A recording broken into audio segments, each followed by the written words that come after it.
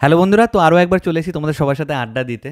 তো আজকে এই ভিডিওতে কথা বলবো 1995-এর একটা সিনেমা নিয়ে, যে সিনেমাটার নাম হচ্ছে কুলি নাম্বার ওয়ান। তো এই সিনেমাটা পরবর্তীতেও রিমেক হয়েছে, কিন্তু আমি সেই রিমেক সিনেমাটা নিয়ে কথা বলতে চাই না, বিকজ আমার পার্সোনালি মনে হয়েছে যে কোনো সিনেমা যদি কাল্ট টাইটেল পেয়ে যায় তাহলে সেই সিনেমাগুলোতে হাত দেওয়া উচিত না। তো আমি জানি না কেন পরবর্তীতে সেটা রিমেক করা হলো, বরুণ ধাওয়ান করেছিল। তো আমি কথা বলবো 1995-এ, যেখানে গোবিন্দা গোবিন্দা ছিল এবং তার সাথে কারিশমা কাপুর, শক্তি কাপুর, তারপরে কাদের খান, সদাশিব, আরও অনেকে ছিল আর কি। তো এই সিনেমাটা আমার কেন ভালো লাগে, হরিশ কুমার ছিল, মানে সে সময় অনেকগুলো সিনেমা করেছিল হরিশ কুমার। তো আমার সবথেকে কেন ভালো লাগে এই সিনেমাটা, কারণ এই সময় যে টিমটা ছিল, ডেভিড ধাওয়ান ডিরেকশন দিয়েছিল, এই সময় তাদের একটা টিম ছিল যে টিমটা আমাদেরকে পরপর অনেকগুলো ভালো ভালো সিনেমা আমাদের দিয়ে দিয়েছে। এবং গোবিন্দা এবং কাদের খান এই জুটিটা সে সময় এত ফেমাস ছিল, এবং তার সাথে শক্তি কাপুর, এই ট্রায়োটার কথা বলবো, তার প্রচুর সিনেমাতে একসাথে কাজ করেছে। তো কুড়ি নম্বর ওয়ানে যারা যারা কাজ করেছে আরেকবার বলে দিচ্ছি: গোবিন্দা, করিশ্মা কাপুর, হরিশ কুমার, কাদের খান, শক্তি কাপুর, সদাশিব, কুলভূষণ খরবন্দা ছিল, যার ছেলে নেগেটিভ রোলে ছিল আর কি। তো এবার গল্পটা যেটা দেখানো, যে গল্পটা এত ইন্টারেস্টিং সে সময় দেখো বাজেট ছিল প্রায় 3.5 কোটি, এবং সিনেমাটা বক্স অফিসে অ্যারাউন্ড 22 ক্রোর্সের মতো ইনকাম করেছিল শেষ সময় দাঁড়িয়ে, যেটা ইকুইভ্যালেন্ট টু 297 ক্রোর্স এই সময় দাঁড়িয়ে।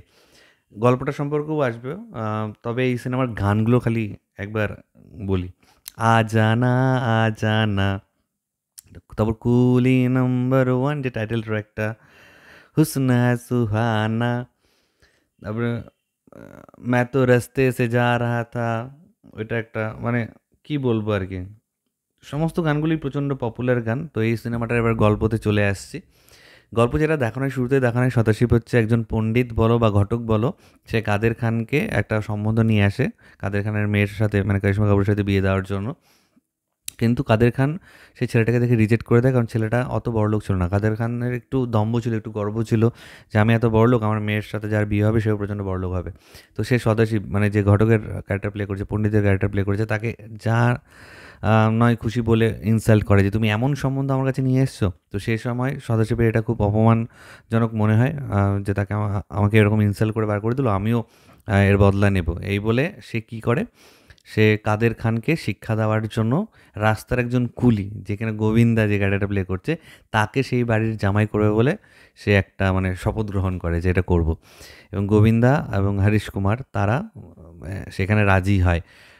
গোবিন্দা বড়লোক একজন হয়, এবং তার ড্রাইভারের রোলটা হরিশ কুমার করে।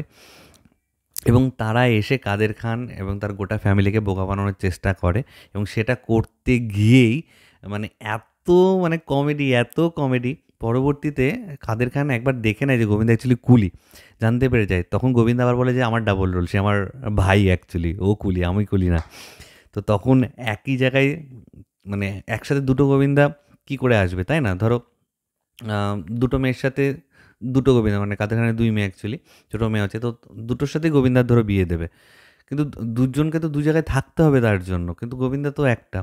তো সে জায়গায় হরিশ কুমার গোবিন্দার জ্যাকেট ট্যাকেট পরে সিনেমা হলের ভেতরে একটা যে সিনটা আছে, সেটা যারা দেখেছে সিনেমাটা তার বুঝতে পারছে।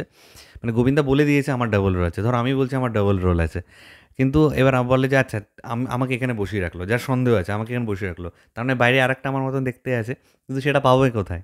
আমার তো আসলে ডাবল রোলই নয়। তো এই ব্যাপারগুলো খুব ছিল, এবং লাস্টে যে হাসপাতালের ভেতরে একটা অ্যাকশন সিকোয়েন্স যেভাবে ডিজাইন করা হয়েছে সত্যিই খুব ভালো, কারণ এখানে কিন্তু ভিলেনও আছে এই সিনেমাতে। তো ওভারঅল গল্পটা অসাধারণ, কমেডি ভরপুর আছে।